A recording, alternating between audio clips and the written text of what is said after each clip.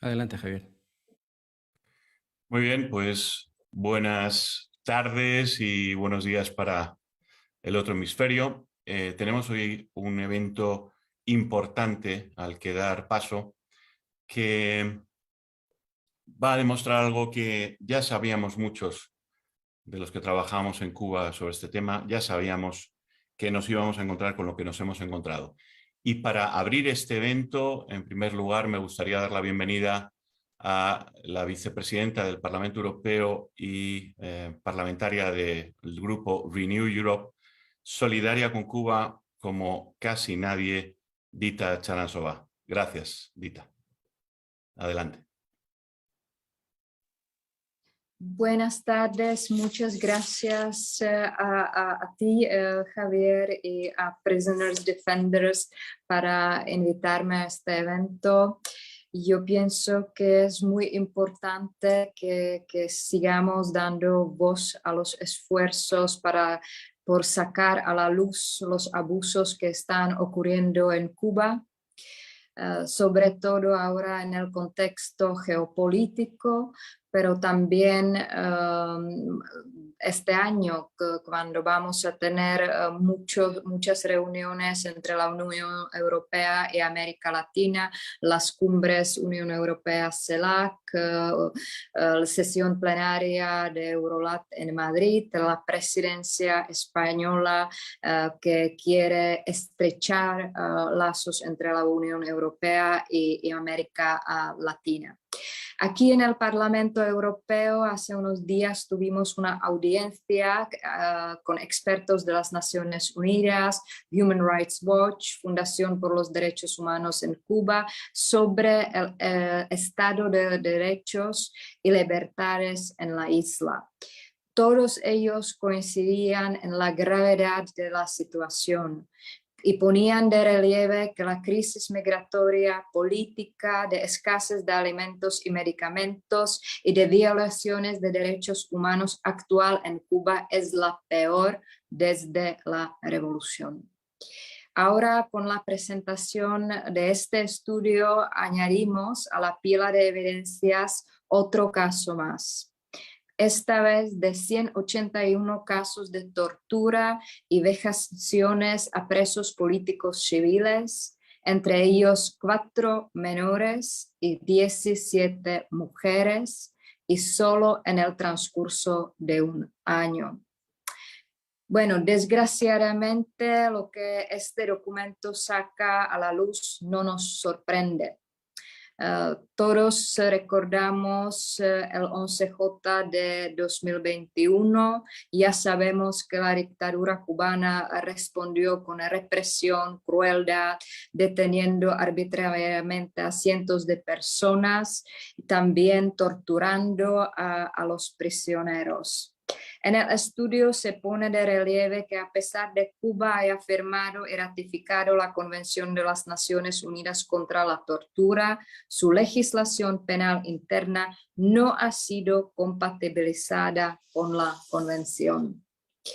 Este estudio saca a la luz también de nuevo el rol criminal del régimen cubano, un régimen que vulnera sistemáticamente de los derechos humanos y que tortura sin piedad a su pueblo por pensar diferente.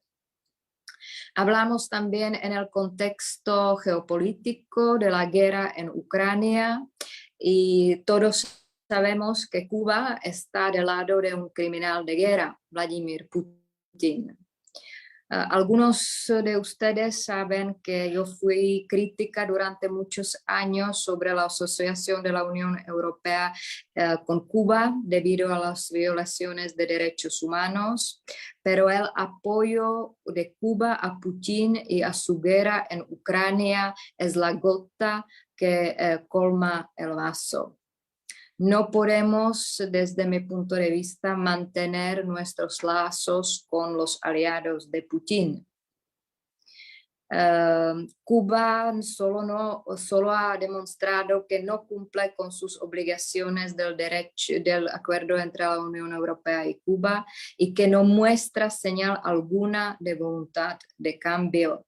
Al contrario, la represión endurece. Desgraciadamente, el alto representante Borrell la semana pasada no ha reflejado esta necesidad, la necesidad que no podemos mantener, desarrollar lazos económicos con las dictaduras, con los países que violan sistemáticamente derechos humanos. Desde el Parlamento Europeo hemos condenado enérgicamente las muchas violaciones de los derechos humanos cometidos por el régimen y hemos expresado nuestra solidaridad con todos los artistas, periodistas, defensores de derechos humanos, presos políticos y presos de conciencia reprimidos y perseguidos por el régimen. Pero yo pienso que mostrar no es suficiente. Mi mensaje siempre ha sido claro y lo seguirá siendo. No vamos a parar hasta que Cuba sea un país democrático, hasta que Cuba respete los derechos humanos y hasta que en Cuba haya libertad y dignidad. Muchas gracias. Gracias, Ita, y gracias además a todo el elenco de personalidades que iremos viendo a lo largo de estos minutos por aquí. Estamos aquí todos nosotros para presentar una realidad terrible. Vamos a demostrarles a ustedes y a todo el mundo, sin lugar a la duda, sin ambigüedades, sin error posible, que Cuba tortura vilmente a todos y cada uno de sus presos políticos. He estado semanas revisando uno por uno los testimonios de más de 250 declarantes que han servido para armar los 181 casos de torturas que hoy les presentamos. Muchos días leyendo no he podido evitar llorar, pero la mayoría de las veces mi corazón se ha llenado de rabia, de impotencia ante el dolor que se está infligiendo a las familias cubanas, mientras aquí, en Europa, se mira para otro lado. Se silencia esa realidad. Y no hablo del Parlamento Europeo, hablo evidentemente del Ejecutivo. Esa distancia entre el dolor humano y la frivolidad y el egoísmo me sigue rasgando la piel como lo hacía cuando empecé en el activismo hace ya muchos años. Todos los días hablo con las madres de los chicos del 11J, con las esposas, con los maridos, con los padres, con los hermanos y las hermanas. Cuba está viviendo las actuaciones de un fascismo extremo que el mundo libre no puede seguir tolerando ni un solo día más. Esto que hemos venido a contarles no es una situación solo injusta. Les voy a narrar las barbaries que sufren todos y cada uno de los presos de conciencia en Cuba y luego ustedes juzguen si eso es compatible con la actitud del Servicio Exterior de la Unión Europea, con la visita de Josep Borrell a elogiar y subvencionar las empresas cubanas y negar toda reunión o llamada o conversación a los premios Sájarov, las familias del 11J o la sociedad civil cubana en su conjunto. Sin duda entiendo los mantras de la diplomacia, la prudencia, evitar malos mayores, evitar un conflicto y muchas otras consideraciones lógicas y positivas. Todas esas consideraciones tienen que estar en la base de cada decisión y de cada postura adoptada de un diplomático o un político cuando se trata de una situación como la de Cuba, sin duda alguna. Pero hay algo más esencial aún, que está antes y previo a cualquier otra consideración. Es algo que conlleva responsabilidades, es algo que a veces no es tan fácil ni tan beneficioso, es algo que a veces practicarlo es hasta perjudicial para uno mismo, pero que hay que asumir. Es y se llama la verdad. La verdad, si estamos en la mentira y la ocultación, esa no es Europa. Si estamos en callar el dolor ajeno, esa no es Europa. Si fallamos a la verdad, dejamos de ser la Europa que nos hemos creído que somos, o al menos la que queremos ser. Y si afrontamos la verdad, hay otro principio que afrontar. Está en nuestro Código Penal. Es el deber de auxilio. También ha quedado olvidado. Este estudio demuestra, sin la más mínima posibilidad de duda, que 168 casos tomados aleatoriamente y otros 14 estudiados ex profeso, que en Cuba se tortura cruelmente a todas y cada una de las personas que son detenidas por manifestar una opinión contraria al sistema imperante. Y esta es la clave de hoy, la diferencia de todo cuando ustedes cuanto ustedes pueden oír sobre represión y lo que van a escuchar hoy.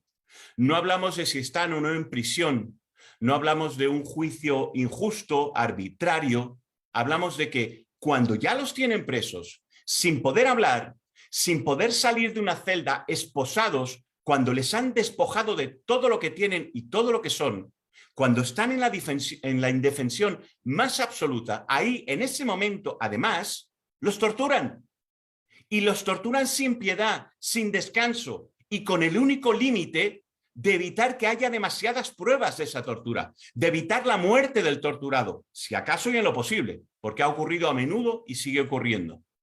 Esta forma científica y sistemática de practicar la tortura es la peor para el torturado, porque lo hacen una y otra vez sin detenerse ni un solo día en dichas torturas. Y no matan a los torturados, pero sí hacen que muchos quieran dejar de vivir. Si ustedes supieran la cantidad de madres que temen por el suicidio de sus hijos menores o jovencitos, porque ya les han dicho, mami, no quiero seguir viviendo. Y ya hay varios que se han intentado suicidar, jóvenes de 18, 20, 21 años, inocentes, torturados y que no quieren seguir viviendo. ¿Saben lo que se siente cuando se habla con una madre que vive eso? El dolor del alma te traspasa. Europa no puede mirarse al espejo si no vive en la verdad. Tan simple y tan difícil a veces. Pero es muy claro, no se puede vivir en la mentira, en la denegación del auxilio, en el silencio. La verdad es que todos sabemos que el régimen de Cuba nació enfermo, está más enfermo que nunca de odio, de miedo, de desconfianza, de maldad acumulada y enquistada, de promesas incumplidas, de mentiras y de inutilidad galopante. Inutilidad galopante, que lo oigan bien. Y la verdad es que sus mandatarios están cometiendo crímenes de lesa humanidad sin parar. Y es nuestro afán que los políticos y diplomáticos del mundo conozcan la realidad de la tortura en Cuba. Todos los 168 presos políticos cuyos casos estudiamos al azar, de entre los 181, todos ellos resultó que estaban siendo torturados. Sí, todos. Eran casos al azar y todos resultaron torturados. Pero es que el 80% de esos casos al azar está sufriendo más de 5 tipos de tortura. Y que los niños y los jóvenes son 2 de los colectivos más torturados. Así lo sufrió Gabriela, manifestante del 11J a la que torturaron por manifestarse y que con 17 años, al llevarla a la prisión, los guardias, les narro textual el escrito de un testigo. Le metieron el dedo en la vagina de cuclillas, casi la violan. Demasiadas cosas que le pasó, que no superó y que no superará. Eso es textual. Y las mujeres adultas, miren el caso de María Cristina y Angélica Garrido. Madres las dos de 2 niños preciosos, cada una de entre 11 y 15 años de edad, los niños. 2 mujeres y madres divinas, guapas, llenas de vida. Por manifestarse la 11J, Angélica y María Cristina fueron detenidas por 2 patrulleros con 6 policías uniformados. Fueron brutalmente arrestadas y golpeadas a tal punto que Angélica se desmayó por 3 veces de la violencia de los golpes. Palabras textuales de la testigo. Imaginen a su mujer, a su hermana, a su madre, a su hija sufriendo eso. De allí fueron trasladadas a la estación de policía, donde al llegar María Cristina fue golpeada por un policía uniformado de nuevo. Más tarde trasladaron a María Cristina hacia un lugar llamado Prisión del Sida. En ese lugar fue golpeada 2 veces más por una guardia uniformada. Según la testigo, la mujer la golpeaba sin límite, a tal punto que María Cristina se orinó encima por 2 veces del dolor, de la pérdida de conciencia. Después de terminar las golpizas que les fueron dadas, las arrojaron literalmente a una celda de tortura donde no se podían ni sentar, según el testigo. Y así han seguido hasta hoy mismo, que ambas están en prisión. Miren esta lista. Jonathan Torres Farrat, detenido con 17 años, 15 tipos de tortura. Gabriela Zequeria Hernández, detenida con 17 años, 14 tipos de tortura. Brandon David Becerra Curbelo, 17 años, 8 tipos de tortura. Cristian Enrique Salgado Vivar, 17 años, 8 tipos de tortura. Adán Cuibel Castillo Echevarría, 18 años, 3 tipos de tortura. Marcos Antonio Alfonso Breto, 19 años, 11 tipos de tortura. Kevin Damián Frometa Castro, 19 años, 9 tipos de tortura. Michael Gerardo Carella Badín, 19 años, 9 tipos de tortura. Beatriz Valdés García, 19 años, 6 tipos de tortura. Leolalis de la Caridad Valera Vázquez, 19 años, 6 tipos de tortura. John Luis Machado Marrero, 19 años, 5 tipos de tortura. Bruce Nelvis Adrián Cabrera Gutiérrez, 20 años, 13 tipos de tortura. Leandro Cerezo Sirut, detenido con 20 años, 13 tipos de tortura. William Manuel Leiva Pupo, 20 años, 13 tipos de tortura. Joel David Ochoa Álvarez, 20 años, 12 tipos de tortura. La lista tiene 181 nombres, pero es solo una muestra de 1.277 presos políticos de los últimos 12 meses. Porque ya les he dicho que eran aleatorios. Es una muestra aleatoria. Por lo tanto, representativa. La víctima con la mayor intensidad de torturas es, sin duda alguna, José Daniel Ferrer García, de 52 años, que está recibiendo ataques sónicos constantes, vibraciones constantes, desde que entró en la prisión de Mar Verde en 2021, que tiene una bombilla encendida permanentemente las 24 horas del día en una celda que no tiene nada, solo paredes, a lo que se suman envenenamientos químicos en el agua, comida y un completo y total aislamiento desde el inicio de su cautiverio. No ve a nadie, no le dejan ver a nadie, hablar con nadie, ver la luz del sol. Hace ya casi 2 años, permanentemente en ropa interior y en una celda de castigo aislada y preparada tecnológicamente para estas torturas. Su degradación física y psicomotriz es tan brutal, paulatina debido a esta tortura constante destinada a asesinarle lentamente. Sin embargo, sus palabras de aliento, y les recomiendo que escuchen sus llamadas, sus palabras de aliento, de fuerza, en las pocas llamadas que ha podido tener, recuerdan elevados conceptos morales de mártires con paralelismos muy evidentes a figuras del imaginario colectivo como Gandhi o el propio Jesucristo. Las torturas más comunes entre los menores del estudio resultaron ser humillación, degradación y maltrato verbal, 100% de ellos. Privación de la comunicación con la familia, defensa y allegados, 100% de ellos. Privación del sueño intencional, 100%. Privación de líquidos y alimentos, 100%. Atención médica, privación, 100%. Trabajos forzados no propios de su condena, 100%. Confinamientos de castigo en solitario, el 75%. Uso de la temperatura como mecanismo de tortura, 75%. Agresiones físicas, 75%. Amenazas para ellos, su integridad, su seguridad y la de sus seres queridos, 75%. Esos son los niños. Las torturas más comunes entre los jóvenes de 21 años o menos resultaron ser humillación, degradación y maltrato verbal, 81,82%. Privación de la comunicación con la familia, defensa y allegados, 72,73%. Agresiones físicas, 72,73%. Confinamientos de castigo en solitario, 72,73%. Y las torturas más comunes entre las mujeres resultaron ser que fíjense cómo obedece a un patrón, en el caso de las mujeres, el patrón social, cómo les hacen daño con su familia, con sus hijos. Privación de la comunicación con la familia, defensa y allegados, 94,12% a las mujeres. Humillación, degradación y maltrato verbal, 88,24%. Amenazas para ellas, su integridad, su seguridad y la de sus seres queridos, que les amenazan con los hijos constantemente, es una cosa terrible, 82,35%. Atención médica, privación, 70,59%. Uso de la temperatura como mecanismo de tortura, 70,59%. Con lo que estoy narrando, a ese pueblo no cabe, primero, otra cosa que apoyarlo, abrazarlo y acorralar a su verdugo. No cabe otra, como ocurre en Corea del Norte, ni más ni menos.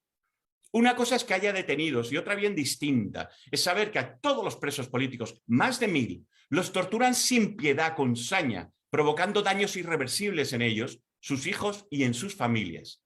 No cabe otra opción de la Unión Europea que oponernos frontalmente a los crímenes de lesa humanidad que se cometen cada día, cada semana de cada año en Cuba.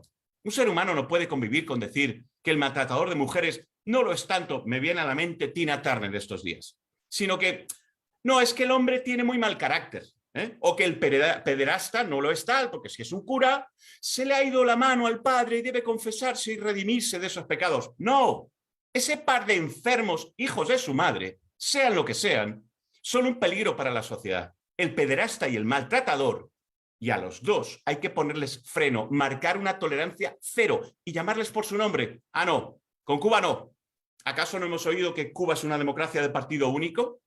¿O que se le da dinero a las organizaciones de la sociedad civil estatal? Eso lo he oído yo, de un diplomático de la Unión Europea. No, es sociedad civil estatal. Vaya oxímoron. ¿Acaso no hemos visto como tanto Pedro Sánchez como Josep Borrell se niegan 1000 veces a llamarle dictadura a Cuba? Y lo peor es porque lo hacen. 1, por no molestar al dictador. 2, por no perder votos de la izquierda extrema. Y los 2 motivos dan auténtica grima. Auténtica grima. Viajar a Cuba y no dar aliento y apoyo a los cubanos que sufren la represión y los crímenes de lesa humanidad es como ir al País Vasco en mitad de las matanzas de ETA de los años 80 en democracia y evitar tener cualquier contacto con las víctimas de ETA o con los políticos demócratas como si fueran unos apestados. Esto es lo que han hecho en Cuba, tanto Pedro Sánchez y en estos días Josep Borrell. No sé si es ignorancia, no sé si es elegir una estrategia equivocada, pero lo que sí sé es que han decidido no decir la verdad, ocultarla y arrastrarnos a todos los europeos a una ignominia de postura política que avergüenza a cualquier ser humano. Si esto ocurriera con Pinochet o Videla, ya basta. Señores, Videla, Pinochet, Somoza, hoy se llaman Castro, Díaz-Canel, Maduro, Ortega y Arce. Son los mismos monstruos, con una gorra distinta, pero tan podridos o más que los anteriores. ¿Sois capaces de saber que todos los presos políticos son torturados y miráis para otro lado? ¿Cómo podéis dormir mientras tenéis en vuestra mano hacer algo y no hacéis nada? Hace tiempo echamos en falta los principios fundacionales europeos. Los echamos en falta. No me gusta la Europa que miente u oculta. No me gusta la Europa que convive y consiente los crímenes de lesa humanidad. Me da vergüenza y quiero evitar pertenecer a una Europa que compra productos resultantes de la explotación laboral en terceros países, que deslocaliza los servicios para pagar miserias por ellos y ser más competitiva. A la explotación ahora le llaman competitividad. No, es otra forma de delincuencia transnacional.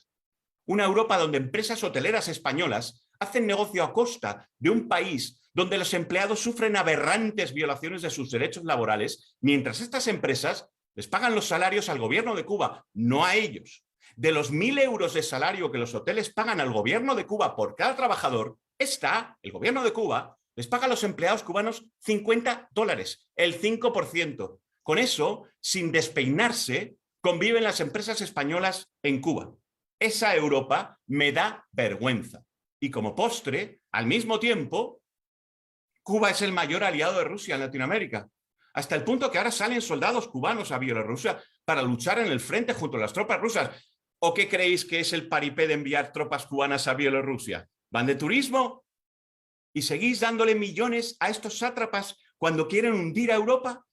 Es demasiado fuerte ver todo esto en la misma foto. Vuestra permisividad con los sátrapas latinoamericanos, Castro, Díaz-Canel, Maduro, Ortega y Arce, pone en peligro el futuro de Europa y sepulta a los pueblos cubano, venezolano, nicaragüense y boliviano, y también su futuro. Basta ya. Estáis haciendo mucho daño, demasiado. Basta ya. Daos cuenta de una vez. Y bueno, con estas palabras que lógicamente no están exentas de emoción, quiero dar paso a nuestro coordinador jurídico, nuestro director jurídico, Fernando Almeida, que ha sido una persona clave para la elaboración de este informe y que ha participado de él desde que empezamos en 2022. Fernando, cuando quieras, pon tu micro y adelante. Un abrazo.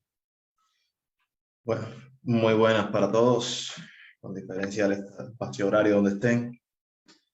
Muchas gracias por las personas que están acá acompañándonos en este proceso. Dita, Carlos, Juan, Leopoldo, muchas gracias, y a todos los que estén espectadores.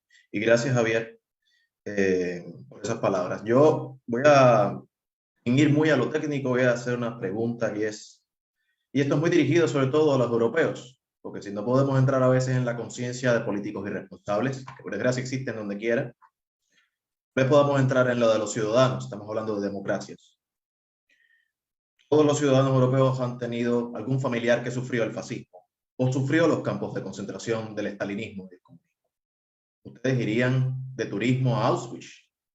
Ustedes irían de turismo a un Gulag.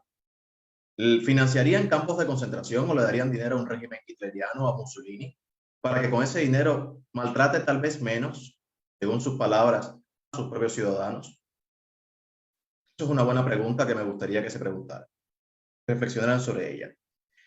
Una de las cosas que evidenció este estudio, por lo menos para mí como jurista, es que me esclareció mucho el sistema jurídico penal cubano y qué función realiza un órgano. Si leen los testimonios, van a ver que se repite la palabra seguridad del Estado. Es muy repetitivo. Y resulta de que si para algo nos ayudó este estudio que tuvimos que realizar y estos resultados tan aberrantes que tuvimos que consultar, aclararnos de que la función que tiene el Departamento de la Seguridad del Estado, del Ministerio del Interior, del Gobierno de Cuba, es simple y llanamente tortura masiva contra cualquier tipo de forma de disidencia. Se acrecienta mucho en la cárcel, pero que se extiende a familiares, se extiende a conocidos y se extiende a amigos, y ocupa al menos 15 tipificaciones de torturas, y no podríamos encontrar más, que las incluye todas al mismo tiempo. No cumple ninguna función jurídica real en el proceso, no cumple ninguna función real de investigación. Investigan, informan y analizan fuentes de información para saber y utilizarlo como datos sensibles para torturar física y psicológicamente al detenido, porque es disidente, no porque es un agente internacional que pretende intervenir o informar a otro gobierno acerca de lo que pasa en Cuba, no, simplemente porque no está de acuerdo, manifiesta criterios contrarios a lo que la sacrosanta dirección del Partido Comunista establece que un ser humano debe de pensar. Y si no piensa como ellos quieren, pues entonces debe ser castigado y torturado para a través del terror disuadir al resto de las personas. Y todo eso pasa delante de nuestras narices. La seguridad del Estado está en los hoteles, está en las misiones internacionales, está en los trabajos, está en las escuelas, está en las cárceles. Ninguno de estos procesos de tortura que están sufriendo los presos políticos en Cuba son casuales, no son fruto de un error en el sistema para perseguir al culpable, no son fruto de un pequeño o erróneo diseño, no, son diseñados de propósito. Como es diseñado de propósito que sea imposible lograr que un torturador sea procesado e investigado siquiera por la justicia cubana, porque es de propósito diseñado para encubrir al que tortura, no para proteger a la víctima. Se diseñó de esa manera. Por eso mismo pueden ratificar tantas veces como considere Cuba la Convención contra la Tortura, porque no ratifica los mecanismos que permiten que haya una investigación o que organismos internacionales puedan hacer visitas y seguimiento de lo que está pasando. Por eso no provee información real, por eso no encuentran ningún dato. Por eso yo puedo hacer formalmente un llamamiento y retar a las autoridades cubanas a que provean informes, abran una cárcel o entreguen directamente todos los archivos que tienen acerca de cuántas investigaciones han conducido de tortura. Y quisiera ver si hay uno que haya sido hallado culpable. No lo van a encontrar, porque los militares que se juzguen a sí mismos, porque son funcionarios militares, así se entienden, está hecho para encubrirlos, no para que sean más fuertes. Y ese es el sistema que tenemos en Cuba. Tenemos un sistema que, además de todas las violaciones masivas de derechos humanos que realiza, está diseñado para que exista un aparato cuya única y función principal es torturar a ciudadanos inocentes por ejercer sus derechos fundamentales de forma pacífica, que dicho sea de caso. Yo no entiendo, como cubano y como jurista, como abogado de derechos humanos, yo no entiendo cómo se puede ser compatible la tarea de promover los derechos humanos y promover el desarrollo sostenible de sociedades mejores, de tener relaciones saludables con los pueblos.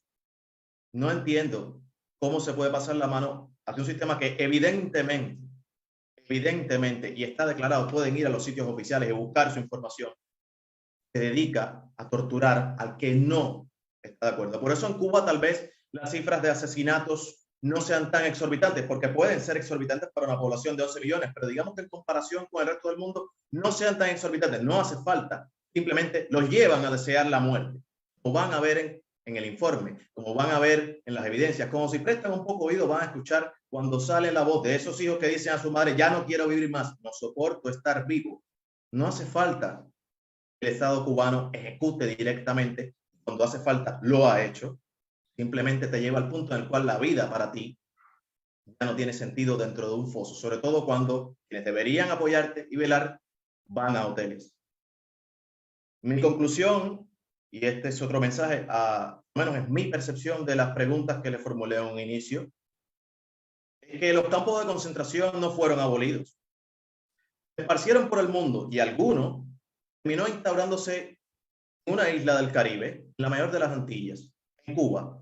Y es un campo de concentración que tiene 64 años. Yo no quiero que tenga 65 años y que siga esparciéndose de esa manera. Por lo tanto, tienen que haber cambios, tienen que haber percepciones responsables. Por lo contrario, esos campos de concentración se van a seguir esparciendo, como ocurrió en Venezuela, como ocurrió en Nicaragua, como probablemente puede ocurrir en Bolivia si no miran, como puede esparcirse por cualquier otro lugar de América, y como pretende reinstaurar el régimen de Putin en Europa. Nuevos espacios donde llevemos a campos de concentración a los que no piensen como él, con quien Cuba, el gobierno cubano, colabora abiertamente. Entonces, lo que estamos esperando es de que el maltratador de mujeres, el violador o el asesino, en un momento se redima porque uno pretende que no lo ve y tal vez por eso, como que se lleva bien, le dará menos golpes a la mujer, porque hemos sido muy ingenuos. Creo que desde que cayó el comunismo y Cuba se mantuvo violando derechos humanos, hemos sido 30 años ingenuos. Tenemos que esperar cuántos años más. ¿30? ¿10? ¿15? ¿Cuántos años puede esperar un preso político bajo tortura? ¿Cuántos años pueden esperar 1000 familias? ¿Cuántos muertos y cuántos daños vamos a llevar en nuestras conciencias? La evidencia está en la investigación, los testimonios están acá y creo que no haría más que invitarlos a que realmente lo consultaran. No hay que explicarlo mucho, el informe se explica por sí solo, es triste. Y si todavía necesitan más, hagan lo que hagan lo que promovemos en el mundo desarrollado. Escuchen a la víctima, denle voz a la víctima, denle más espacio a la víctima y dejen de escuchar tantas justificaciones del agresor para hacer lo que hace. El agresor es el agresor. La víctima es la víctima y ella es la que merece apoyo. Es lo que tenía que compartir y perdón que haya sido visceral, pero es que no me queda de otra ante las circunstancias. Gracias, gracias Fernando.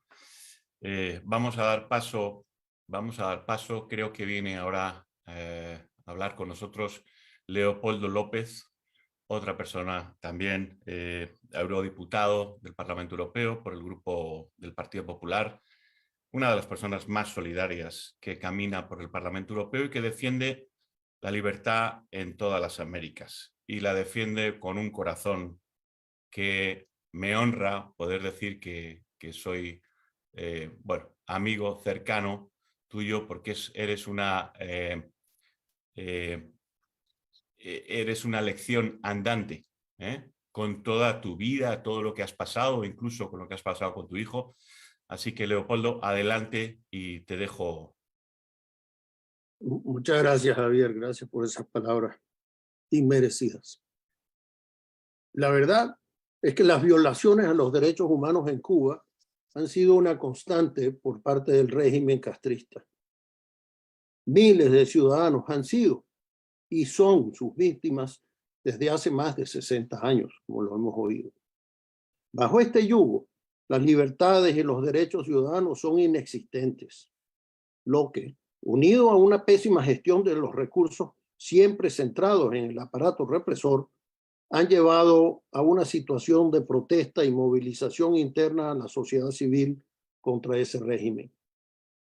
El 11 de julio del año 2021 se produjeron las protestas más multitudinarias que se recuerdan en esa isla. La reacción ciudadana y de la sociedad civil al grito de patria y vida supuso la detención y posterior condena de prisión de cientos de manifestantes. En la actualidad, según el informe de Prisoners Defenders, se calculan a más de 1.277 presos políticos civiles en esa isla, en los últimos 12 meses solamente. Personas que han sido encarceladas simplemente por sus ideas, por sus actividades políticas y que están siendo torturados en estos instantes. Yo quiero felicitar a la organización de Prisoners Defenders, representada aquí en esta reunión, en la figura de su presidente, de Javier Larrondo, por el trabajo realizado documentando estos 181 casos de brutales torturas, entre las que se incluyen aberraciones como los trabajos forzosos, agresiones físicas, amenazas, privación del sueño y atención médica, e instrumentación de los familiares, entre muchos otros, violando todas las obligaciones internacionales que han sido ratificadas por Cuba. Curiosamente, entre ellas, la Convención de las Naciones Unidas contra la Tortura y otros tratos o penas crueles, inhumanos o degradantes, desde 1985 que lo firmaron. Es esencial que este documento que hoy estamos escuchando llegue a todos los organismos internacionales de defensa de los derechos humanos, pero también a aquellos actores fundamentales que configuran y dan forma a la política exterior y que apoyan abiertamente a la dictadura castrista. Precisamente, Josep Borrell, nuestro alto representante de la Unión Europea, ha visitado a Cuba con el objetivo de acercar al régimen cubano a la cumbre de la Unión Europea con la CELAC, que se va a celebrar muy próximamente, el mes de julio, pero curiosamente no ha tenido ni la más mínima intención de visitar a los presos políticos o a sus familiares, muy a pesar de que estos se lo han solicitado en numerosas ocasiones y a través de todas las vías posibles. La subcomisión del Parlamento Europeo, donde yo soy miembro y co-coordinador por parte del Partido Popular Europeo, debe velar porque se garantice el respeto a los derechos humanos, sobre todo centrándose en los países con los que la Unión mantiene relaciones de carácter político y comercial, entre ellos, obviamente, Cuba, con quien tiene un acuerdo de diálogo político y cooperación. Algunos países miembros de esta Unión, como es el caso de Suecia, ya se han planteado que ha habido un continuo desarrollo negativo en Cuba y las acciones represivas hacia la población. Y han manifestado que hay suficientes razones para revisar la política de compromiso de nuestra Unión con La Habana y el acuerdo de diálogo político de cooperación entre la Unión Europea y Cuba. El Parlamento Europeo ha pedido en varias de sus resoluciones que se active el artículo 85, el apartado 3 y la letra B, al objeto de convocar una reunión inmediata de la Comisión Mixta por causa de las violaciones del acuerdo por parte del gobierno cubano, que constituyen, y lo cito, un caso de especial urgencia que puede conducir o debería conducir a la suspensión del acuerdo por las violaciones continuas, graves y materiales de los principios democráticos y la falta de respeto de todos los derechos humanos básicos y las libertades fundamentales establecidas en la Declaración Universal de Derechos Humanos, que son el elemento esencial de ese acuerdo. El alto representante Josep Borrell, en su viaje a Cuba de la semana pasada, presumía de que la Unión Europea es el primer inversor en Cuba, muy por delante de China y de Rusia, y lo cito, a pesar de las medidas restrictivas del bloqueo, que no hace sino que las cosas sean un poco más difíciles. No puede hablar el señor Borrell de embargo cuando desde 1988 la Unión Europea ha aportado más de 300 millones de euros para financiar a más de 200 proyectos de desarrollo en Cuba. Todavía están en curso 80 proyectos por valor de más de 155 millones de euros. Además, sabemos por muchas ONGs que se están entregando algunos de estos fondos al régimen cubano, que posteriormente acaban en manos de la policía y de las fuerzas militares cubanas. Es decir, que estamos financiando directamente la represión del régimen cubano. Según la delegación de la Unión Europea en Cuba, la delegación permanente, hay por lo menos un 17% de la apropiación financiera de la cooperación de la Unión Europea por parte del gobierno cubano, entre las autoridades locales, las organizaciones de la sociedad civil y las universidades. Los proyectos financiados por la Unión Europea no se ejecutan a través del gobierno cubano, pero este se encarga de apropiarse un 17% de estos fondos destinados a estos proyectos. Teniendo en cuenta, según este documento, se dedican más de 120 millones de euros a la colaboración con Cuba, podríamos llegar a la conclusión de que el gobierno cubano recibe más de 20 millones de euros mediante los programas que hoy tienen la capacidad de usarse para su libre decisión. Creo que después de ver un documento como el que estamos viendo hoy y conociendo un informe como hoy, hay suficientes razones, más que suficientes razones, para revisar el tratado y suspender de todas el ayuda a un régimen autoritario que no respeta nuestros derechos. Muchas gracias, Leopoldo. Muchas gracias. Todos estamos de acuerdo, efectivamente, en que hay que revisar esa relación que tenemos con Cuba, porque no está sirviendo para nada y está haciendo mucho daño, además, al pueblo cubano. Voy a dar paso a Juan Salafranca. Juan Salafranca es el secretario general adjunto y director de política exterior de las Américas del Partido Popular Europeo en el Parlamento Europeo. Y Juan, también coincides con el resto de los ponentes en que eres una de las personas más solidarias que hay en el Parlamento Europeo para con los cubanos y para con tantos pueblos de América Latina que necesitan de esa solidaridad. Gracias, Juan, por estar aquí. Muchas gracias, Javier Larrondo. Y desde luego muchas felicidades por organizar este evento y por tu compromiso permanente con la causa de los derechos humanos y de la libertad en Cuba, en estos momentos en los que verdaderamente es difícil hacerlo, fundamentalmente por la oleada de blanqueamiento de este régimen. Lo vimos ayer, no solo del régimen cubano, sino también del régimen venezolano, con la entrevista que tuvo el presidente Lula con Nicolás Maduro, y diciendo que la situación de Venezuela, que en cierto modo es equiparable a la de Cuba y trae causa de naturaleza precisamente del régimen cubano, es como consecuencia de una cierta narrativa y de una cierta distorsión, lo cual pues nos lleva a considerar toda esta vorágine de euforia y optimismo que ha generado la victoria en Brasil del presidente Lula y de la apuesta que ha supuesto en cierta parte de la izquierda europea el hecho de que Lula pues, se haya convertido o se vaya a convertir en el próximo líder de América Latina, ¿no?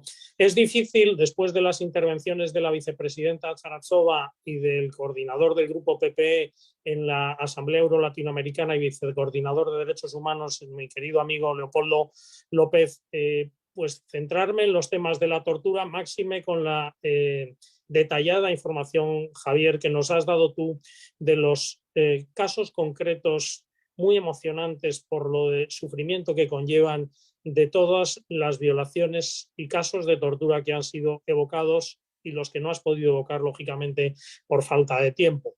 Es cierto que en este extensísimo historial de violaciones de los derechos humanos acometidos por el régimen cubano, con carácter sistemático y generalizado sobre diversos sectores de la sociedad civil y particularmente contra los disidentes o los opositores al sistema, la tortura es una de las violaciones de los derechos humanos más comunes en la isla. Es indudable que esto ha sido reportado ampliamente por numerosos organismos internacionales, por las Naciones Unidas, por la Comisión Interamericana de Derechos Humanos, por innumerables ONGs que siempre merecen la credibilidad de nuestros amigos de la izquierda cuando denuncian en otros lugares esas violaciones y sin embargo permanecen en silencio cuando se trata del caso de Cuba. A pesar de haber firmado y ratificado la Convención de las Naciones Unidas contra la Tortura, Cuba no las aplica, todos lo sabemos. Sabemos que a partir precisamente de las manifestaciones de julio de hace 2 años, del 11 de julio, se ha producido un incremento brutal de la represión en Cuba contra activistas, opositores, sus familiares, contra los civiles, los manifestantes, sus familias. Todos sabemos que se han fabricado casos, que se ha encarcelado a menores, que se ha privado de atención médica y de comunicación, la humillación, degradación, el maltrato verbal, el confinamiento de castigo en solitario. Javier, has mencionado el caso sangrante de Daniel Ferrer. Recordaba cuando contabas concretamente esa manera de torturar a José Daniel, al bueno de José Daniel, cómo se le mantenía con una bombilla permanentemente encendida, sin poder tener oscuridad para descansar, rodeado de paredes blancas. Ese caso, desgraciadamente, esa manera de torturar ha sido exportada a muchos países del continente. Me recordaba no hace mucho buen amigo y premio Sájarov, gracias a los esfuerzos del Parlamento Europeo, el expreso político venezolano Laurent Salet, su confinamiento en la brutal tumba de Maduro. Y era exactamente lo mismo. Paredes blancas, ruidos, luz 24 horas del día, soledad absoluta para intentar volverlo loco. Desgraciadamente, esa situación se ha convertido en el común denominador. Y frente a esto, ¿qué hace la Unión Europea? Recordaban la vicepresidenta Zarazova, tú también, Javier, y Leopoldo, la reciente visita, yo diría vergonzosa e indigna, del alto representante de la Unión Europea para la política exterior. Tengo delante mío las declaraciones del alto representante vicepresidente Josep Borrell, que dio ante la prensa junto a con la viceministra de Relaciones Exteriores de Cuba tras la celebración del tercer Consejo Conjunto entre Cuba y la Unión Europea. El vicepresidente hacía referencia y agradecía que en su rueda de prensa estaban presentes los embajadores de 17 Estados miembros cuya función era promover los valores y principios europeos en la isla. Pero vamos a ver, los valores y principios europeos en la isla supongo que serán los del respeto a los derechos humanos, el respeto al Estado de Derecho, la promoción de la democracia, del pluralismo político. Bueno, sigo leyendo y me quedo atónito cuando veo que el objetivo del acuerdo es dialogar políticamente y cooperar entre Cuba y la Unión Europea. Pero ¿es que acaso el acuerdo de diálogo político lo que establece es que el diálogo es un fin en sí mismo? ¿O se supone, cuando nos vendieron esta burra averiada, y perdonadme la expresión, del acuerdo de diálogo político allá en el año 2017, se nos dijo que se hacía porque el inmovilismo de la Unión Europea con la anterior posición común del Consejo ante Cuba no había producido ningún resultado? No invocaba ninguna sanción, eran simplemente unas medidas complementarias que completaban a la posición común que establecía un principio claro y determinado. Mientras Cuba no dé pasos claros y significativos en cuanto a lo que respecta al respeto de los derechos humanos, la Unión Europea lógicamente no moverá ficha. Es a Cuba a quien le corresponde. Y sin embargo nos vendieron que como esa posición no había producido ningún avance significativo y al contrario humillaba al pueblo cubano, cosa difícilmente entendible, pues que había que adoptar una posición de diálogo crítico. Y yo me pregunto, ¿qué de crítica ha habido en el viaje de Borrell? Si tengo delante mío pues prácticamente todo su discurso en el que habla de un nuevo ciclo de diálogos en el que vendrá el representante especial de la Unión Europea ya por el mes de noviembre, el señor Eamon Gilmore, a hablar sobre los derechos humanos en todo el mundo. Es alucinante oír que van a discutir sobre los derechos humanos en todo el mundo, o sea, no sobre las violaciones concretas y lacerantes en Cuba, sino en todo el mundo. Es decir, vamos a hablar de cualquier cosa menos de Cuba.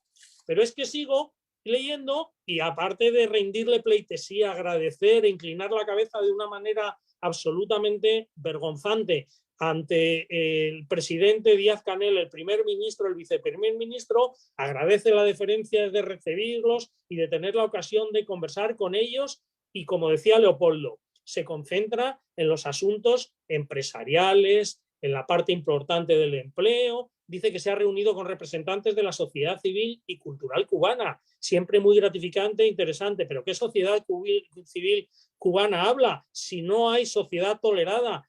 Saben perfectamente, y nos lo han reconocido los importantes miembros del Servicio de Acción Exterior que cada vez han venido a comparecer en el Parlamento Europeo y nos han dicho que en el propio acuerdo la sociedad civil será la que permita el régimen porque ellos tienen derecho de veto y lógicamente el dinero para la cooperación que va solo a las organizaciones que permite el régimen. No hay sociedad civil independiente. Es como decías tú, Javier Larrondo, la sociedad civil estatal del gobierno. Es decir, son ellos, solo ellos y nada más que ellos. Y claro, podremos ser el primer socio comercial de Cuba, pero eso está muy mal dicho. Somos el principal socio comercial del gobierno cubano, del régimen cubano y de los militares cubanos, pero no de los cubanos. Este acuerdo de diálogo político y cooperación no trae bienestar, no trae un desarrollo económico para Cuba, trae única y exclusivamente el blanqueamiento del régimen, su homologación ante la comunidad internacional y nada más que eso en un momento en que precisamente en Latinoamérica pues estamos viviendo ese proceso, desgraciadamente, en que los países que tenían una situación crítica respecto de Cuba están volviendo a homologar al régimen cubano como si fuera una democracia normal y no una anomalía antidemocrática existente en el continente. Desgraciadamente, esta situación produce una situación verdaderamente muy bochornosa por parte de la Unión Europea. Lo único que se ha atrevido a decir Borrell ha sido que nuestros modelos económicos y políticos pues diferimos. No ha mencionado, como decía Leopoldo, ni una sola palabra de la existencia de presos políticos. No se ha atrevido a reunirse con ellos ni con sus familiares que sufren las consecuencias. No ha mencionado más que de una manera tangencial y como si fuera una cosa, no sé, como si fuera un marciano en la guerra que libra Ucrania en defensa justa de su territorio, de su soberanía y de su gente, diciendo efectivamente que sí, que era una agresión ilegal, como si Cuba no tuviera ninguna responsabilidad. El señor alto representante, cuando compareció por primera vez en febrero del 2022, cuando se iniciaron estas agresión injustificada e ilegal de Ucrania, dijo que no estar en el lado correcto de la historia tendría consecuencias. ¿Pero qué consecuencias han sido esas? Las de blanquear al régimen rendido de pleitesía. ¿Acaso les ha dicho algo sobre la ayuda y el ser el primer país que ayuda a Rusia y cuyas declaraciones son absolutamente intolerables? ¿Acaso ha puesto el grito en el cielo sobre el hecho de que los militares cubanos vayan a ser entrenados por el ejército bielorruso? ¿Pero de qué estamos hablando? Cuba no debiera ser tratada exactamente igual que Bielorrusia. No hay unas cantidades de sanciones contra el régimen de Bielorrusia de Lukashenko. Deberíamos empezar por ahí. El Parlamento Europeo lo ha denunciado y yo me voy a quedar aquí porque sí que me estoy excediendo en el tiempo, pero verdaderamente me considero pues enormemente afectado porque al fin y al cabo el alto representante de la Unión Europea, como su nombre indica, nos representa a todos y desgraciadamente muchos de nosotros no nos hemos sentido representados con esta visita que ya digo ha sido completamente una visita cobarde, entreguista y de alguien que, al quien yo tengo por una persona inteligente, no puedo creer en su ingenuidad, sino más bien en una pequeña mala fe, claramente, porque sabiendo que estas cosas pasan, y sé de buena tinta, porque alguien de su gabinete y personas muy cercanas me han transmitido que la situación en Cuba es horrible, que el que no puede verdaderamente, o porque lo torturan o porque lo meten preso, se va,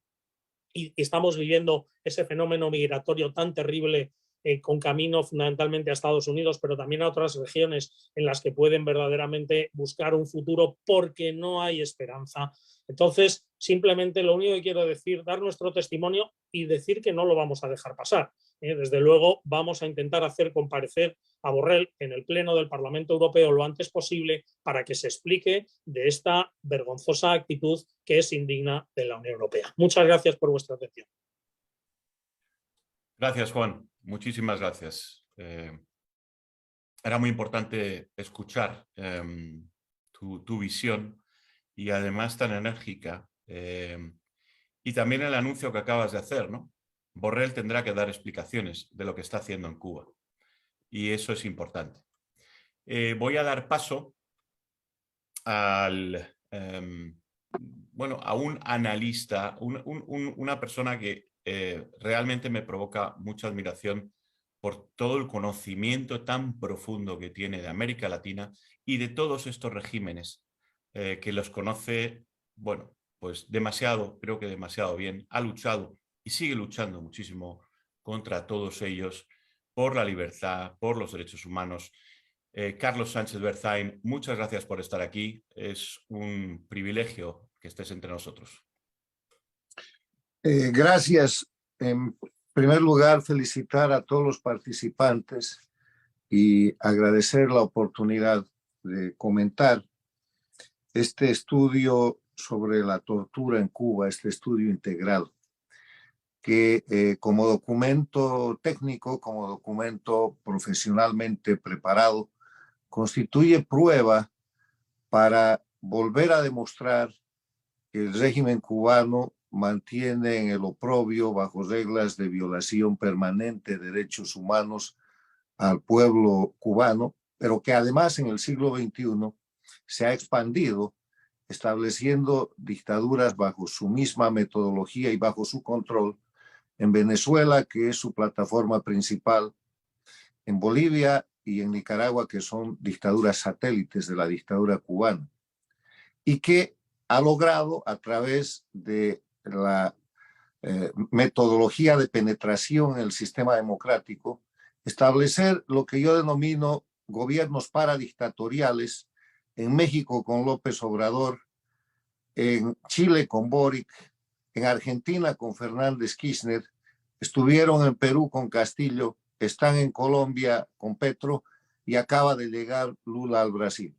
Un gobierno paradictatorial, en mi concepto, es un gobierno elegido democráticamente en un país democrático, pero que financiado, soportado o promovido por el sistema cubano, el socialismo del siglo XXI, castrochavismo, apenas toma el poder, se pone al servicio de las dictaduras, principalmente la dictadura de Cuba y sus plataformas y satélites, como hemos visto ayer en el tremendo y vergonzoso hecho protagonizado por Lula da Silva respecto al dictador venezolano, a quien en vez de tomar preso en cumplimiento de las disposiciones internacionales que lo buscan con $15 millones de premio por su captura como a jefe del cartel de narcotraficantes denominado de los Soles, ha recibido como jefe de Estado.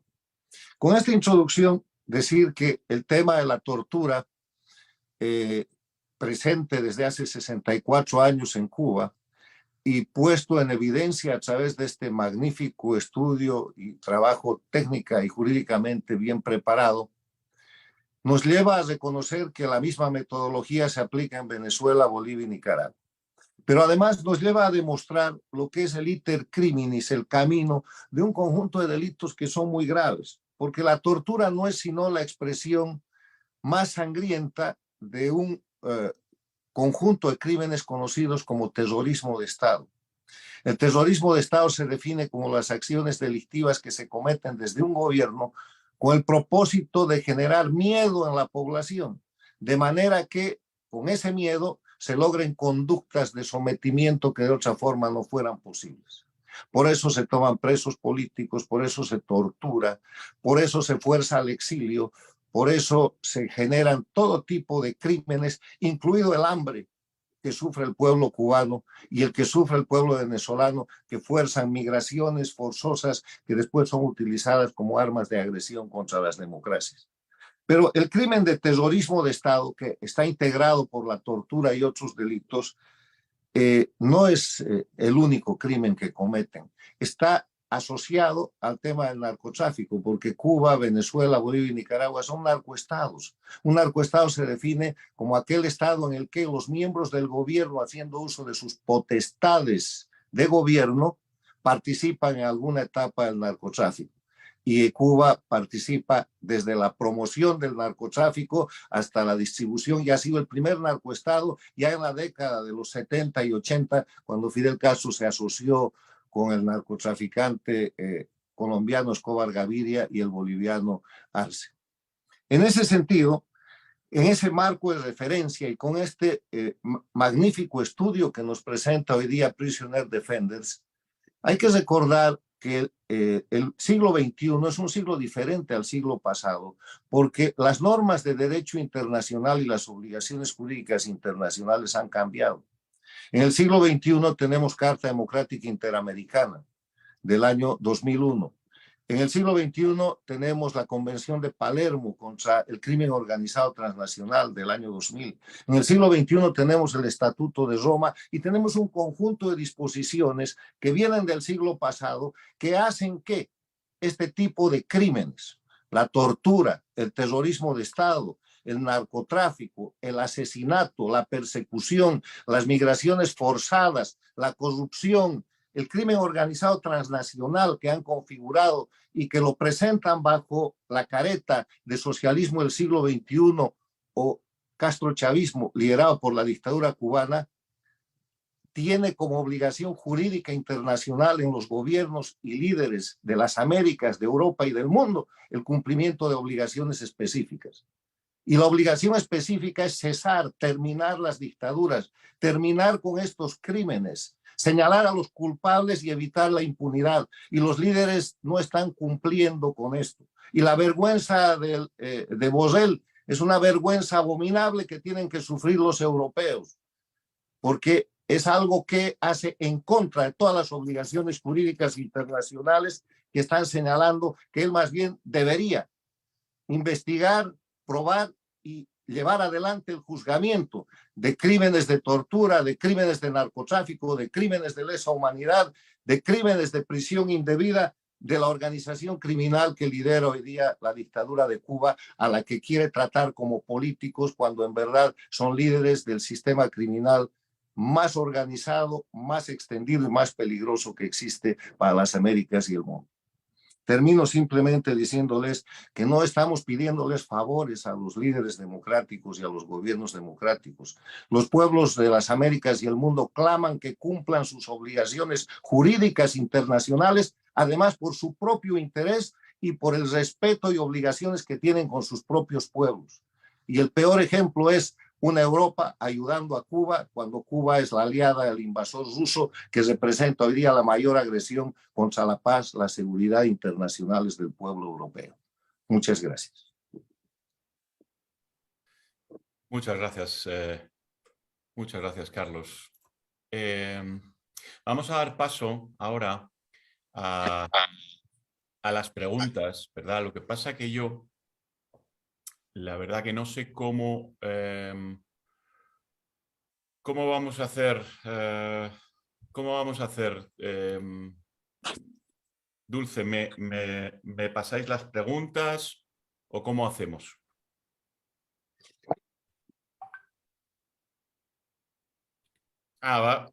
Tenemos a Javier Nart, por comparecer, que estaba viajando y entonces nos ha dejado de reserva un vídeo suyo con lo que él quería decir, por si acaso no llegaba.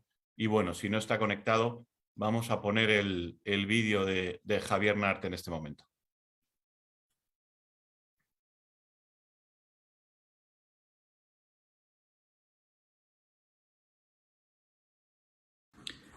Desde enero de 1959, la isla de Cuba ha padecido una dictadura férrea, dictadura familiar de los hermanos Fidel y Raúl, y posteriormente de la institución que ellos mantuvieron, que es la Unión Político-Económica Militar, bajo la férula del Partido Comunista.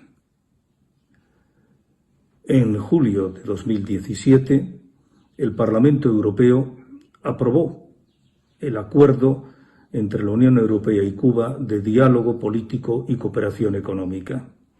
En ese diálogo político y de cooperación económica, lo que se planteó no era simplemente unos acuerdos para los mejores negocios de la Unión Europea en Cuba, sino con el objetivo definido y determinante, y en todos sus artículos continuamente aparece, para la apertura de la democracia en la isla de Cuba.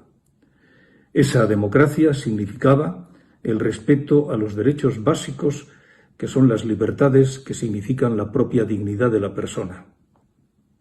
La libertad de expresión, la libertad de reunión, la libertad de opinión, la libertad de poder crear la prensa y las expresiones que uno determine. En breve, la libertad es la capacidad que tiene la persona de discrepar del poder sin terminar en la cárcel, como terminaron los miles de manifestantes del 11 de julio, que salieron a la calle pidiendo lo que pedimos para nosotros mismos: libertad. Libertad para poder opinar, para poder expresarse, para poder vivir. Porque en Cuba no se vive, se malvive. En una economía que no es consecuencia de bloqueo, que es consecuencia de la propia incompetencia en la gestión económica, del complejo militar dominado por los militares, que es Gaesa. Y esa es la esencia económica del régimen y no los emprendedores que con esa fórmula tan mefistofélica parece ser que la Unión Europea cree entender que se está creando una nueva pequeña burguesía en Cuba que va a significar la apertura del régimen. A mí me maravilla, por no decir me escandaliza, que personas como Josep Borrell, que vivieron la dictadura española, fueran capaces de creer y seguir creyendo que a través de la creación de una clase media se puede cambiar un sistema político férreo, un sistema político petrificado, cuyo cualquier punto de cambio significará su propio fin, su propia conclusión. Esto no es posible. Y pongo un ejemplo que también el vicepresidente Josep Borrell lo tiene bien claro. En España tuvimos una economía privada, fundamentalmente privada, con un corto sector público que era el Instituto Nacional de Industria, pero no hubo democracia hasta la muerte del dictador, porque era una dictadura fundamentada en una sola persona. En Cuba es un sistema, y ese sistema no tiene cambio posible, porque cualquier cambio significa su propio fin. Esto es parte de esa ensoñación que también se produjo en la izquierda europea y en el Partido Socialista, del que yo fui miembro en su Comisión de Relaciones Internacionales, y que yo no terminaba de entender cómo era posible de pensar, ya hablo de los tiempos de Felipe González, que a través de la movilización de la economía privada, del impulso, se podría crear la clase media que significaría la democracia. Bueno, se envió al señor Solchaga y pasó lo que pasó, o sea, no pasó absolutamente nada. Nosotros hemos repetido el mismo esquema en Cuba con el acuerdo. Hemos firmado un acuerdo que significa que Cuba tiene que tener una apertura democrática que en 7 años no se ha producido, que tiene que existir un respeto a las libertades mínimas que no se ha producido en Cuba, sino el 11 de julio y la represión brutal, que tendría que haber un contacto permanente con la sociedad civil y un diálogo en esa sociedad civil, cuando el único contacto y diálogo que hay con la sociedad civil es con la que el régimen nos impone, porque el Servicio de Acción Exterior tuvo la indecencia de firmar un acuerdo con Cuba, según el cual esa sociedad civil de la que se habla en el acuerdo sería la comúnmente aceptada por las partes, esto es, con derecho de veto del gobierno cubano. Y así nos hemos encontrado y hemos financiado a la pseudo sociedad civil que el gobierno de Cuba nos ha puesto delante y que nosotros, nuestro Servicio de Acción Exterior, nuestra delegación en la isla de Cuba, ha aceptado. Tenemos 3 premios Sájarov a los que nuestro vicepresidente no ha visitado en la estancia que ha tenido en la isla de Cuba. Es el máximo premio de la Unión Europea, de nuestro Parlamento, absolutamente ignorados. Nuestras empresas tienen la obligación de mantener los estándares mínimos de la Organización Internacional de Trabajo. Las empresas europeas en Cuba, como el gobierno de Cuba, tienen la obligación de respetarlo, y no se hace, porque los trabajadores que trabajan en nuestras empresas turísticas fundamentalmente están determinados por el gobierno de Cuba y la mayor parte de su salario lo retiene el gobierno de Cuba, en contradicción absoluta con nuestro acuerdo y con las normas de la Organización Internacional del Trabajo.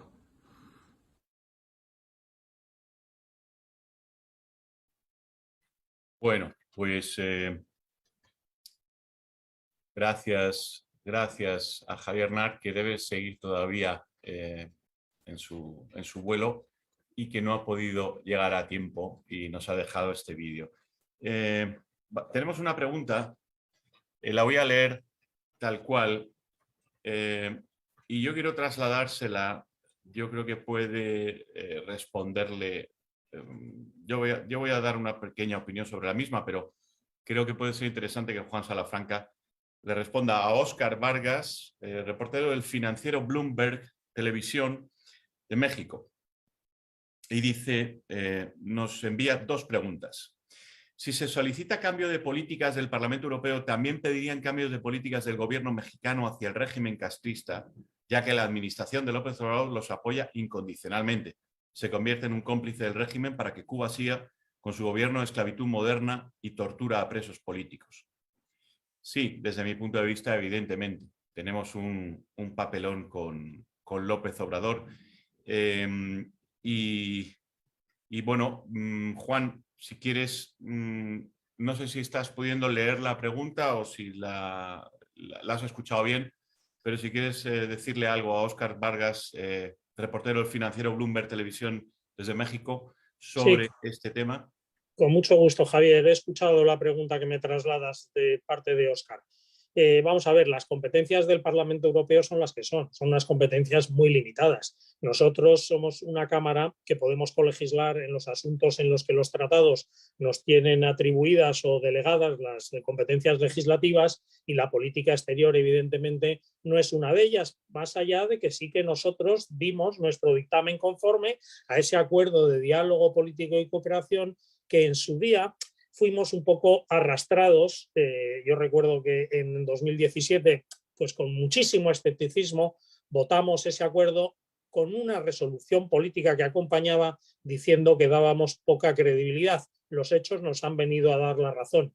Efectivamente, lo que hemos hecho durante estos largos 6 años que ha venido el acuerdo estando en aplicación provisional, porque hay un Parlamento Nacional, el Parlamento de Lituania, que con gran dignidad no ha otorgado la luz verde a la total aplicación de ese acuerdo, que no deja de ser un acuerdo de diálogo político y operación, y en el ámbito de la política comunitaria eso es muy limitado, hay que decirlo siempre, pero no es un socio privilegiado, aunque Borrell les ha dado la semana pasada trato de socio privilegiado. Una cosa es el trato y otra cosa es el acuerdo. Pero sí que nosotros hemos venido a lo largo de los últimos años denunciando esas violaciones de derechos humanos y exigido al alto representante que varíe ese rumbo equívoco y errado sobre Cuba. Pero quienes tienen que pedírselo al alto representante son los 27 ministros de Asuntos Exteriores. Hombre, hemos sabido que la presidencia sueca del Consejo tiene la intención de denunciar ese acuerdo. Yo sé que hay voces más críticas entre varios ministros. Yo he hablado con varios ministros del Partido Popular Europeo, no voy a mencionar aquí qué países, pero tienen un approach muy crítico, sobre todo porque efectivamente, aunque ellos, Cuba, consideren que les pilla muy lejos porque verdaderamente la bandera de América Latina la mantenemos en las instituciones europeas, pues los portugueses y los españoles, pero sí están muy enfadados con la actitud de apoyo al régimen de Putin. Y aunque solo fuera por eso, hay motivos más que suficientes, como en su día dijo el alto representante, para verdaderamente hincarle el diente y denunciar ese acuerdo de diálogo político y retirar ese apoyo que se está dando de manera inmerecida a ese régimen oprobioso. Y por otro lado, respecto de López Obrador, hombre, nuestras competencias son limitadas, pero López Obrador ya se llevó lo suyo porque, pues bueno, su actitud populista, su deterioro de la situación de seguridad y sus amenazas permanentes diarias en las mañaneras que diariamente ejercita, amenazando frente a periodistas, que no olvidemos, México es uno de los países más peligrosos para ejercer la actividad periodística, fue objeto de una resolución prácticamente unánime de todos los grupos políticos del Parlamento Europeo no hace mucho tiempo. Es decir, como decía, para resumir, nuestras competencias alcanzan donde llegan, pero efectivamente López Obrador, y no sé si Leopoldo ha seguido ya conectado, fue fruto de la ira de López Obrador, a quien amenazó en una de sus mañaneras precisamente por haber sido quien había liderado esa resolución en contra del populismo de López Obrador en la manera en que conduce los asuntos del país. Juan Salafranca, muchas gracias por la intervención, y así damos por concluida la sesión de hoy de Prisoners Defenders. Muchísimas gracias a todos los que os habéis conectado y especialmente a las personas que han participado en este debate. Muchísimas gracias. Hasta siempre. Adiós.